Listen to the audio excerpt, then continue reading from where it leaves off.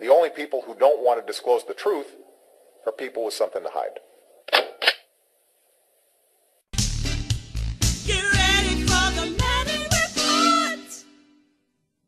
We have a special guest now with an exclusive, Mia Maria Pope, who lived in Honolulu, who is a contemporary of the Mac Daddy Obama. She knew him as Barry Soetoro in the early years there when he was a high school student.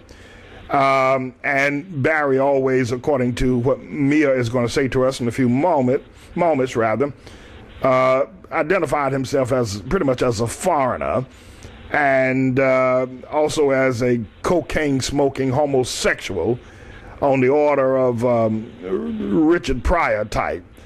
And so she knew him, conversated with him, and is ready now to talk to the Manning Report about her relationship with the Mac Daddy. She calls him Barry Soetoro, back in the 70s. Mia, are you there?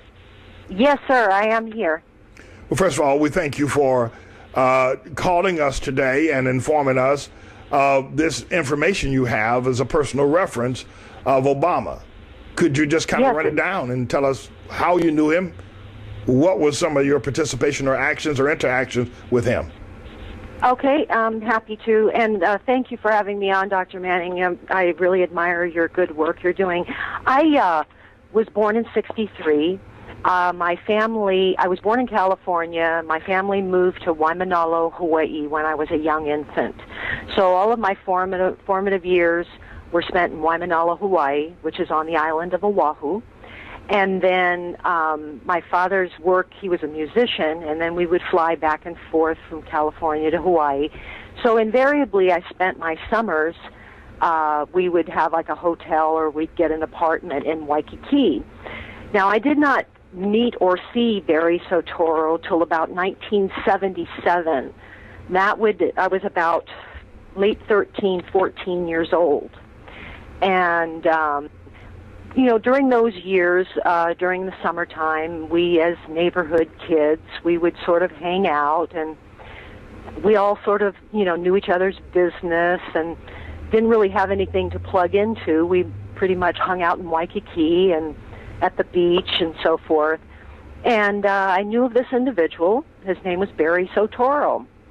And he always portrayed himself as a foreign student. And that didn't mean much to me then, but, you know, that's just what we knew about him. And he wasn't really close within my particular circle of friends. He was a little bit older than me, and he very much was within sort of the gay community, which there is a thriving, even back then, gay community in that area, particularly the Diamond Head area. And we knew Barry as just common knowledge that, you know, girls were never anything that he was ever interested in. And, you know, as a young teenager, you know, as a young girl, I mean, it was clear to me that Barry was strictly into men. The only people who don't want to disclose the truth are people with something to hide.